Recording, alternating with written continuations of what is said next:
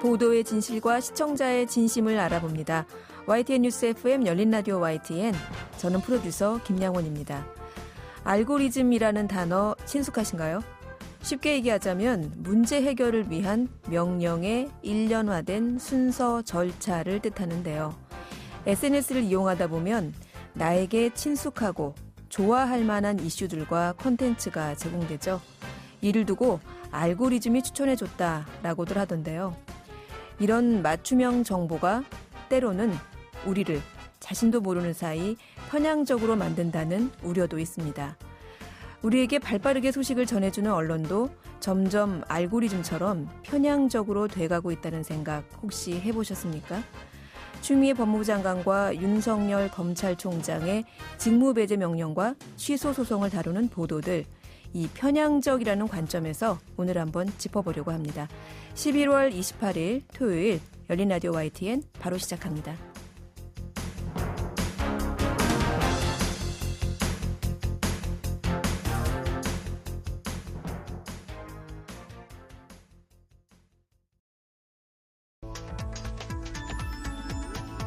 미디어가 전하는 이슈에 대한 다양한 분석과 팩트체크까지 바로 보고 뒤집어 보고 꼭꼭 씹어보기 위한 미디어 비평 프로그램 열린 라디오 YTN. 네, 한 주간 뉴스를 꼭꼭 씹어보는 시간 미디어 비평입니다. 오늘은 국민대 언론정보학부 조수진 겸임교수 전화 연결돼 있습니다. 교수님 안녕하세요. 네, 안녕하세요. 네. 자, 지난 24일이었어요. 추미애 법무부 장관이 윤석열 검찰총장에 대한 징계를 청구했고요. 직무배제 명령을 내렸습니다. 속보로 전해졌는데 이에 대해서 윤 검찰총장이 직무배제 처분 집행정지를 신청하면서 논란이 점점 증폭되고 있습니다. 이에 대한 언론 보도로 지난 한 주간 참 시끄러웠는데요. 오늘 이와 관련한 언론 보도 짚어주신다고요? 네. 검찰총장의 집행정지 신청이 이제 밤늦게 이루어지면서 다음 날인 26일 아침에 비카인지에서 이제 기사를 검색해 보니까 343건의 기사가 검색이 됐습니다. 그리고 25일과 26일 이틀 동안 윤석열 검찰총장을 이렇게 키워드로 검색을 해보면 1,731건이나 나옵니다. 이게 인터넷 신문까지 포함한다면 훨씬 더 많은 숫자가 될 거고요. 말씀하신 대로 그야말로 기사가 이렇게 쏟아져 나왔습니다. 네, 기사, 키워드 검색량 참 엄청난데 그렇게 네. 많은 양의 보도들 어떻게 전개됐나요? 몇 가지로 이제 좀 살펴보자면 먼저 언론이 힘겨루기, 갈등을 부각하면서 보도하는 행태가 나타났습니다. 사실 이번뿐만 아니라 그동안 추미애 장관과 윤석열 총장과 관련된 보도는 늘 양측 대결 구도의 위주의 그 보도가 많았습니다. 사실 이번 이슈를 대하면서 국민들이 궁금한 건 왜 검찰총장을 직무 배제하게 됐는지에 대한 이유, 또 어떤 사안들이 문제가 되는 건지, 그렇다면 그런 내용들이 법적으로는 문제가 없는 건지 등에 대한 사실 배경이 궁금한 거거든요. 네. 그리고 앞으로 어떻게 전개되는 것이 바람직할지, 또 검찰개혁과 관련해 어떤 것들이 중요한지에 대한 그런 본질적인 이야기가 없이 그저 대결 구도로 몰고 가는 보도, 그리고 이제 왜가 빠진 채 갈등만 그려나가는 보도는 좀 문제가 있었다고 봅니다. 네, 이른바 추윤 갈등, 추윤 대결, 이라는 식의 기사 제목이나 자막을 많이 본 것 같은데요. 네. 검찰 개혁이라는 이슈가 사실 던져졌을 때부터 이런 힘겨루기식의 보도가 많이 됐던 것 같아요. 보니까 사상 초유라는 제목들도 많이 등장하던데요. 이런 보도를 함에 있어서 사용되는 용어의 문제도 조금 짚어봐야 하는데요. 네. 말씀하신 것처럼 사상 초유의 갈등으로 갈등을 굉장히 많이 부각하고요. 뭐뭐 대 뭐뭐식으로 편을 갈라 대결하는 구도. 예를 들면 추미애 경질론 대 윤석열 퇴진론 이렇게 상당히 많이 나왔습니다. 또 하나 이제 눈에 띄는 것이 전투적인 용어를 많이 사용하죠. 아무래도 갈등 양상으로 가다 보니까 그럴 텐데요. 살펴보면 윤석열의 반격, 칼 빼든 추, 그리고 심지어 이런 제목도 있더라고요. 윤석열 한밤 분노의 클릭, 네. 인터넷으로 직무정지, 효력 중단 이런 것도 있었고요. 심지어는 정치인의 말을 빌어서 신데렐라에게 왕자 뺏긴 계모 딸 같아라는 말을 따옴표를 붙여서 제목을 사용했습니다. 네. 네. 그 언론이 이제 하고 싶은 말을 정치인의 말을 빌어 사용한 것으로 보이고요.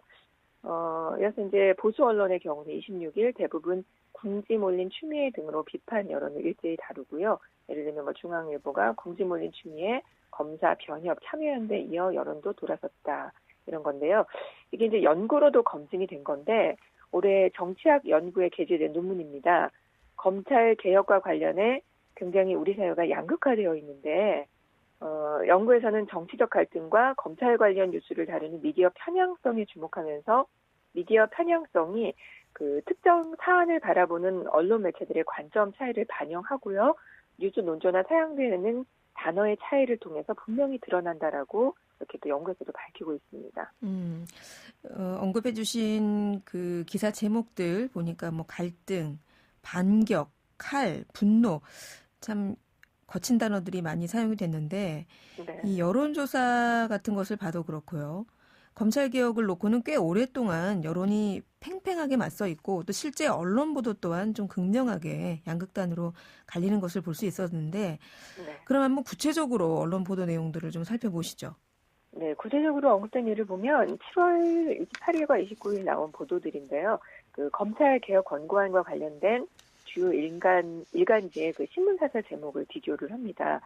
한겨레는 검찰총장 권한 분산, 방향 맞지만 독립성 훼손 없어야. 또 경향신문은 검찰총장의 수사 지휘권 폐지하라는 법무 검찰 개혁이 권고. 한국일보 검찰총장 권한 축소 필요하나 정치적 오해 없도록. 서울신문 검찰총장 지휘권 폐지한 검찰 길들이기로 오해 산다. 뭐 이 정도고요. 국민일보는 검찰 개혁이 권고한 허수아비 검찰총장 만들 셈인가.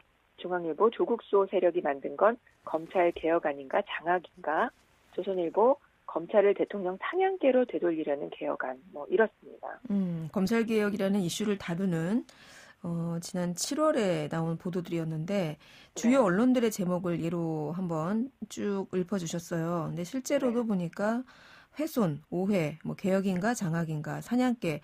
사실 이런 단어들을 보면 그 언론이 이런 이슈를 바라보는 관점을 극단적으로 보여주는 것 같습니다. 네, 정리하자면 뭐 검찰 사안 관련한 신문사의 이념적 위치를 차별화하는 단어들을 살펴봤을 때 보수 성향의 언론은 주로 정부나 정부 정책의 비판적인 단어들이 주를 이루고 있고요. 진보 성향의 언론은 검찰개혁의 당위성이나 공수처 지지와 관련된 내용이 이렇게 주를 이루고 있는 발견이 됩니다. 네. 이런 보도들에 둘러싸여 있게 되잖아요. 네네. 이렇게 되면 독자나 시청자들도 이른바 뭐 우리가 여론이라는 표현으로 사용합니다만 여론도 둘로 쪼개질 수밖에 없지 않나 싶은데 네, 이런 내용들이 혹시 검증된 것이 있습니까? 네. 그 정파적 미디어에 대한 선택적 노출로 수용자들의 태도가 더욱 양극화된다라고 주장하는 학자들이 있는 반면에 그 정파적 미디어에 대한 선택적 노출이 양극화와 상관이 있다기보다는 그냥 기존의 정파적 성향을 가진 사람들이 비슷한 성향의 미디어를 주로 이용하는 현실을 반영한 것뿐이다라는 견해도 있습니다. 근데 이제 최근 여러 경험적 연구를 통해서 정파적인 미디어에 대한 선택적 노출이 정치적 양극화에 영향을 미친다는 것이 입증되고 있고 이게 더 설득력 있어 보입니다. 정파적인 미디어에 노출된 사람들이 더 정치적으로 양극화를 띌 수 있다. 네. 그런데 아무래도 이 미디어의 편향성이라는 게 주로 이 정치적인 사안에 많이 집중이 되겠네요. 네, 그렇죠. 되게 뉴스 미디어의 편향성은 이제 주로 선거나 정치, 기업, 그다음에 환경 문제로 나타나고요. 안보나 개발 문제 같은 이런 이슈에 주로 나타난다라는 연구 결과가 있는데요. 보수 성향 매체는 애국주의, 사회질서, 국가 리더십을 주요 가치로 여기고 진보 성향 매체는 빈부격차 해소, 개방적 태도 등 자유주의적인 가치를 드러내는 것으로 나타납니다. 그동안의 보도를 좀 떠올려 보시면 이해가 가실 겁니다. 앞에서 소개한 논문에 보면 편향적인 미디어에 대한 선택적 노출의 영향을 분석한 결과 종편 뉴스를 주로 시청하는 유권자들의 경우에는 검찰에 대한 신뢰도가 높고요. 네. 이번 21대 그 총선 투표에서 검찰 개혁에 대한 이슈는 중요하게 인식하지 않는 것으로 드러납니다.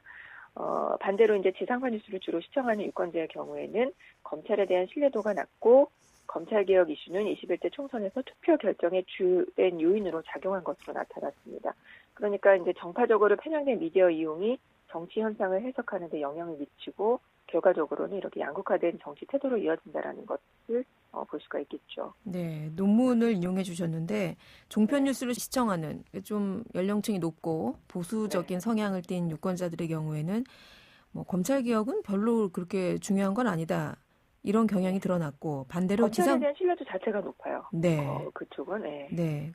그리고 또 지상파 뉴스를 시청하는 유권자들 같은 경우에는 검찰 개혁해야 된다. 네. 필요하다.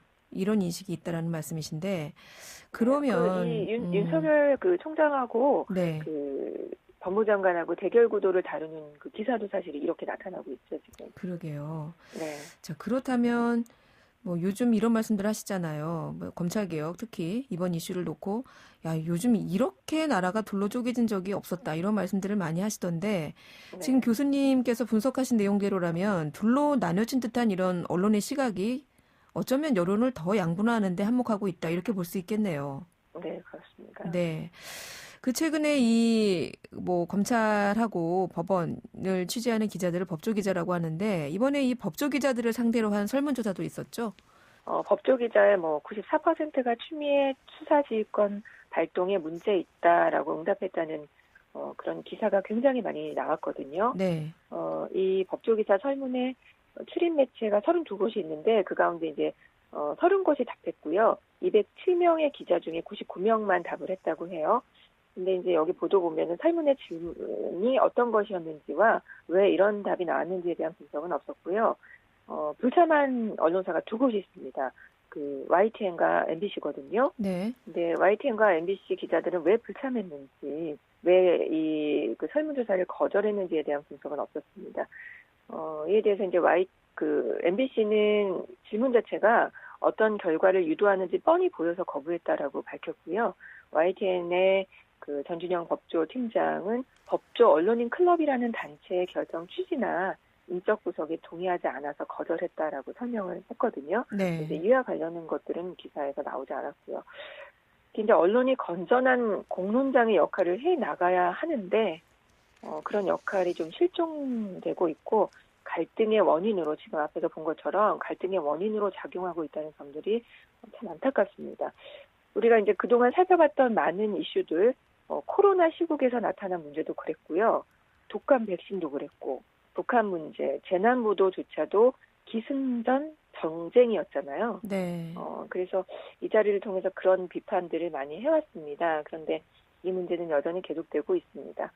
늘 강조하는 것이지만 어떤 이슈든지 본질에 좀 충실한 보도가 좀 절실하겠다라는 생각이 듭니다. 네. 오늘은 이렇게 최근 심화되고 있다고 느껴지는 이 추미애 법무부 장관 그리고 윤석열 검찰총장의 대결 양상 보도와 관련해서 저도 지금 대결이라는 단어를 쓰게 됐습니다만 네. 이렇게 언론의 정파적인 보도 관점이 끼치는 영향에 대해서 조수진 교수와 함께 진단해봤습니다. 오늘 말씀 여기까지 듣겠습니다. 감사합니다. 네, 고맙습니다. 네, 지금까지 조수진 국민대 겸임교수였습니다. 진실을 전합니다. 진심을 다합니다. 시청자 여러분의 목소리에 귀 기울이는 YTN 뉴스 FM 열린 라디오 YTN 토요일 저녁 8시 20분에 방송됩니다. 한 주간 YTN 라디오에서 방송된 프로그램들을 모니터링하고 평가해보는 시간입니다. 오늘은 박은하 시청자평가원 전화 연결돼 있습니다. 평가원님 안녕하세요. 네, 안녕하세요. 네, 이번 주에는 어떤 프로그램 모니터링 하셨습니까? 네, 이번 주는 YTN 라디오의 아침을 책임지고 있는 시사 프로그램이죠. 평일 오전 7시 20분부터 9시까지 진행되는 프로그램인 황보선의 출발 새아침에 대해 살펴보았습니다. 네, 황보선의 출발 새아침 들어보시니까 어땠습니까? 네, 황보선의 출발 새아침이 개편을 맞아 새로운 시도를 했던 노력들이 돋보였는데요.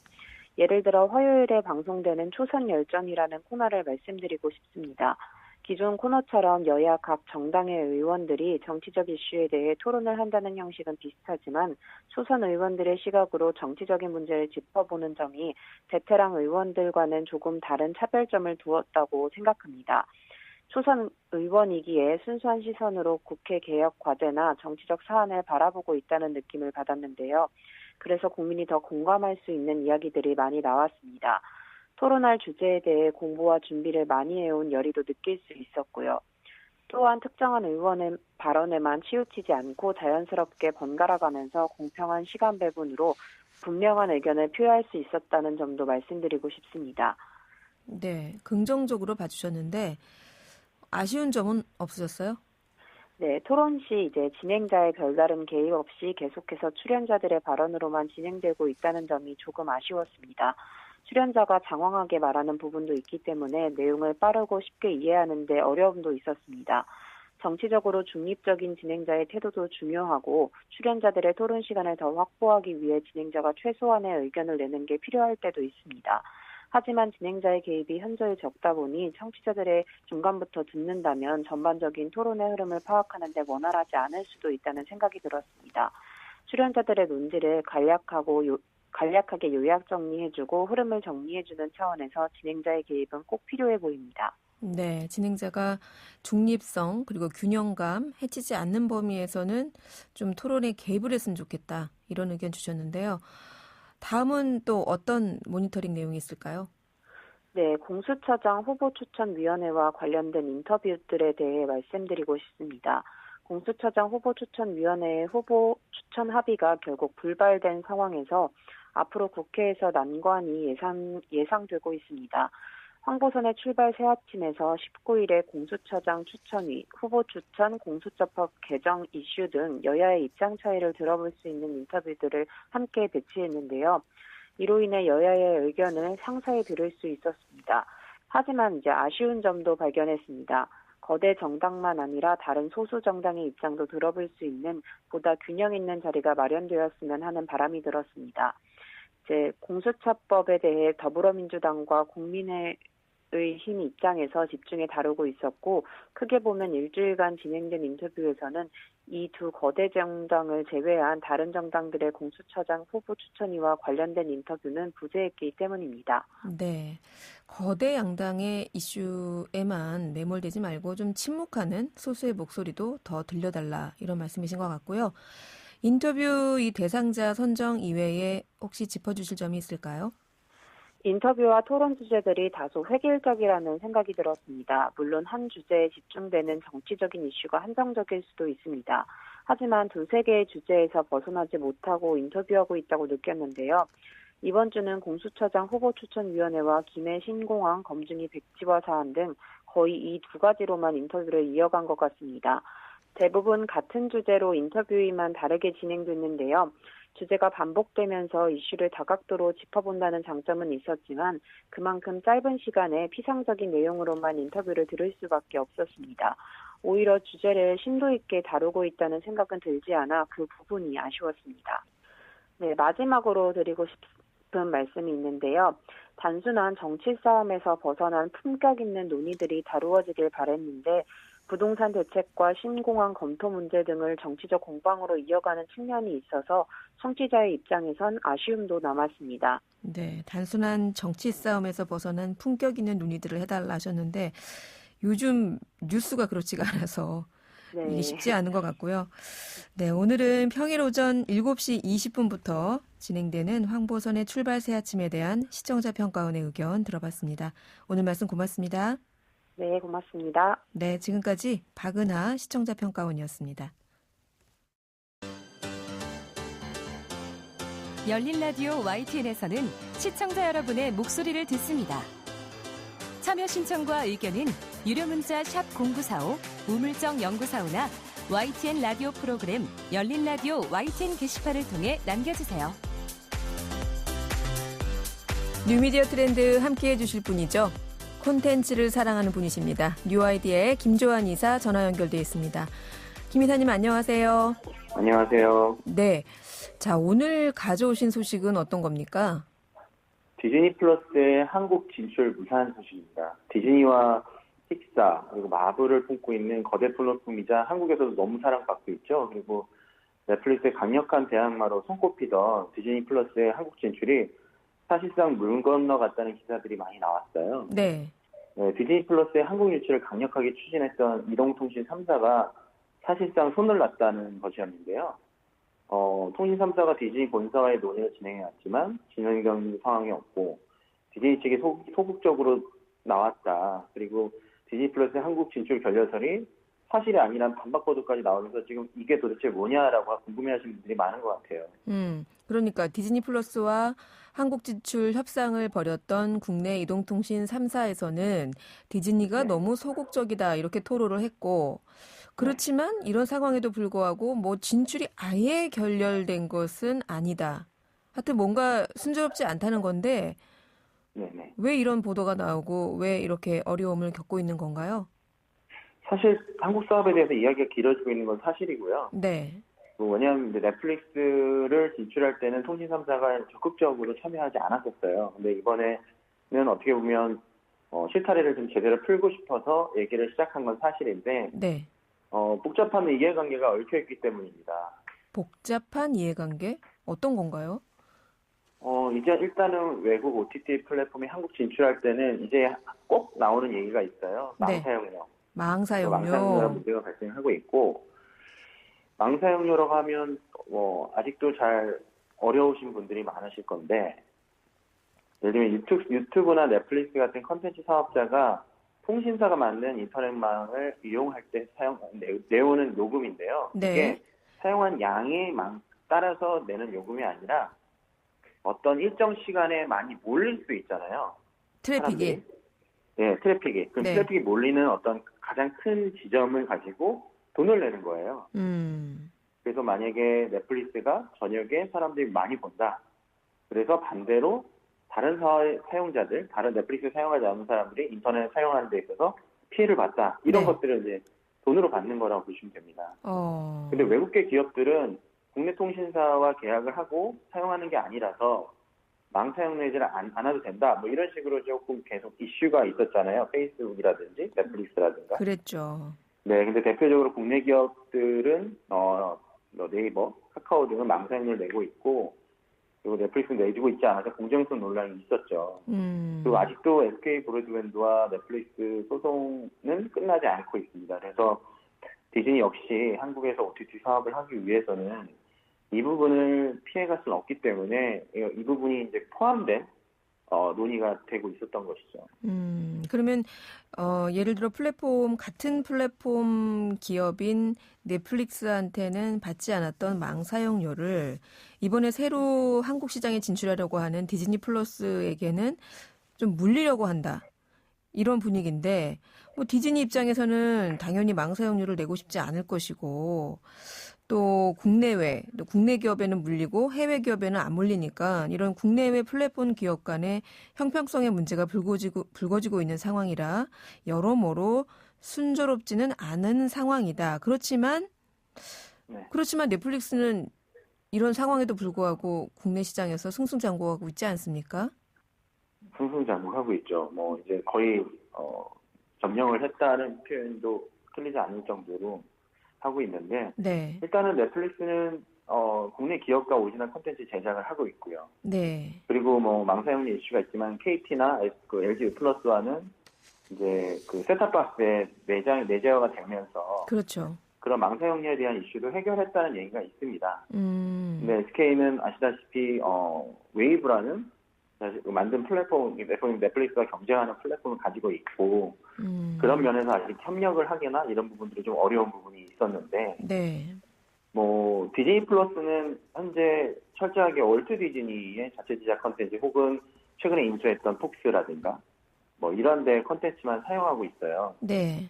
그래서 뭐 컨텐츠 사업에 지금 크게 투자를 하거나 이런 부분도 없고 그래서 이제 국내 기업과 컨텐츠 합작 비즈가 필요 없는 디즈니가 이제 국내 이동통신 3사 협상에서도 좀 유리한 입장이거든요. 뭐 여기서 우리가 투자를 하거나 뭐 필요로 하는 게 없어 보이기 때문에. 네. 그래서 이제 넷플릭스와는 좀 어떻게 보면 그 통신사들이 느끼기엔 더 협상하기 어려운 게 아닌가라고 느낀 것도 있을 것 같습니다. 그리고 이미 디즈니는 마블이라는 컨텐츠, 픽사, 그다음에 이제 디즈니 자체 애니메이션들이 극장에서 엄청난 성과를 거둔 걸 알고 있기 때문에 네.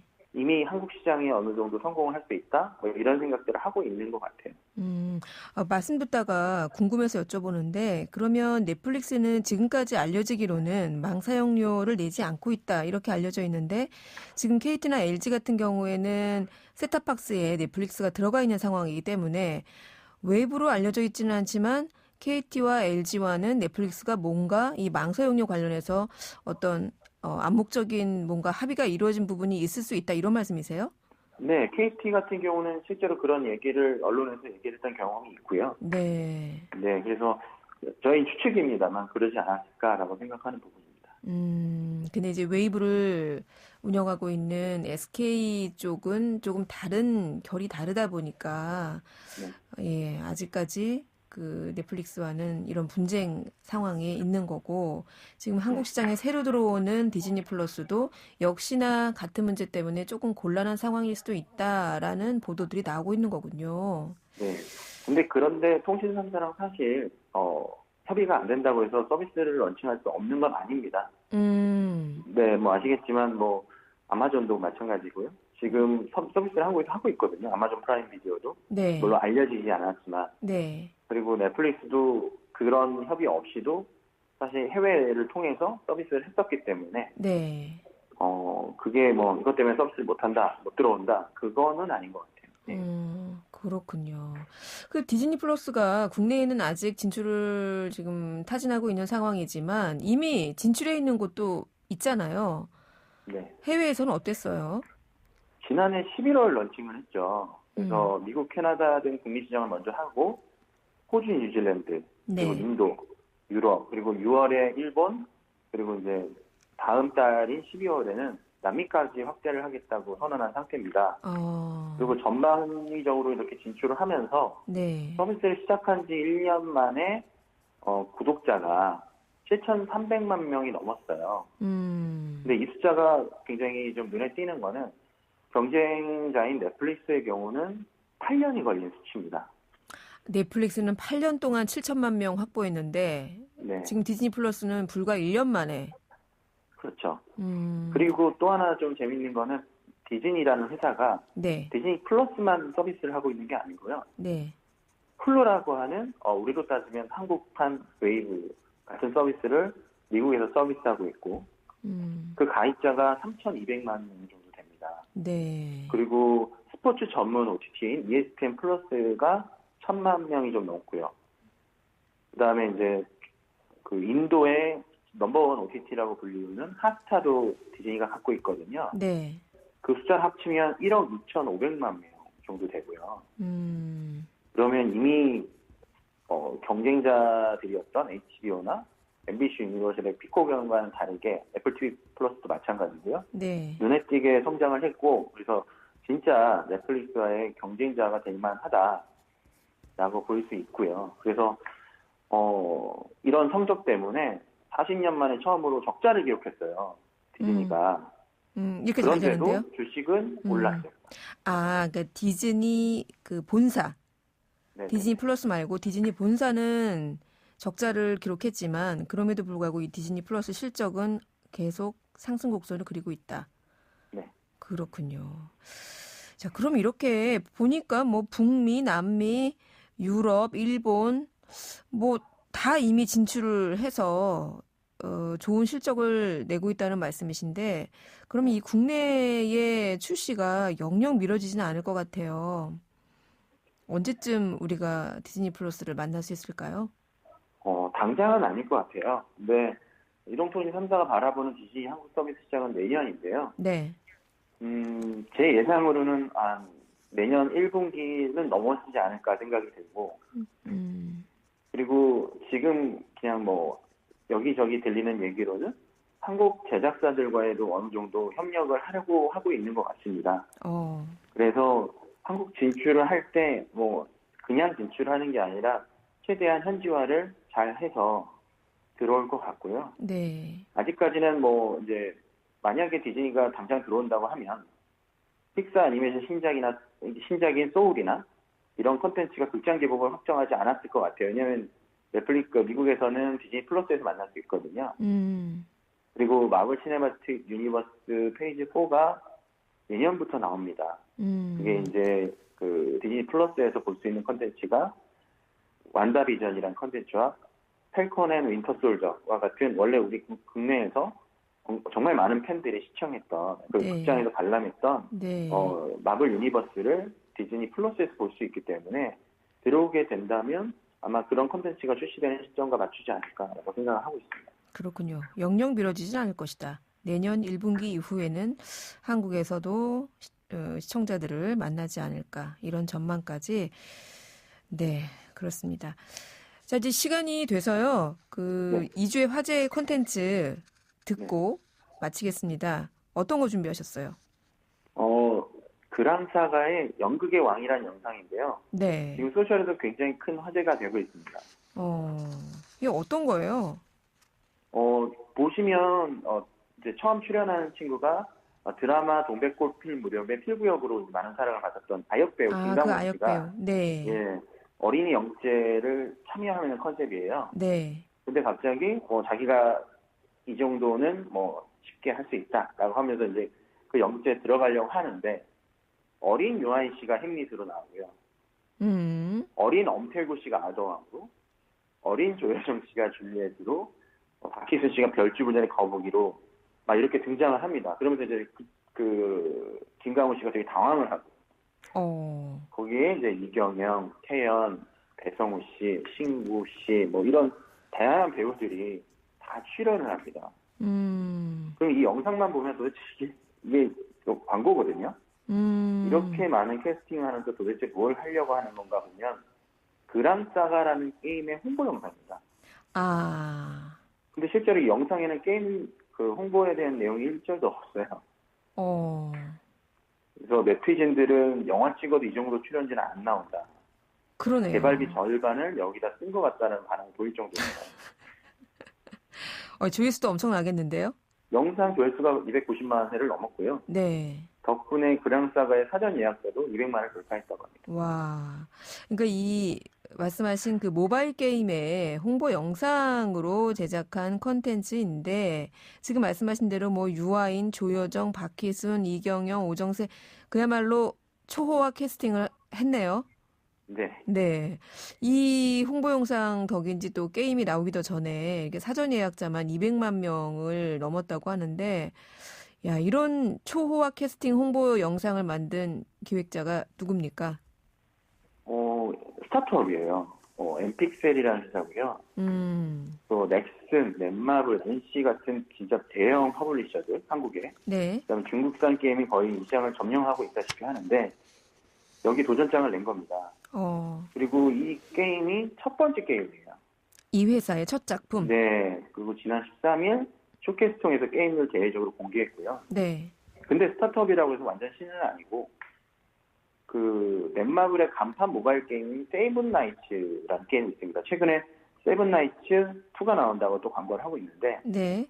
그 개발자들이 모여서 만든 회사입니다. 아, 그렇군요. 네. 150명이 3년을 준비했다고 해요.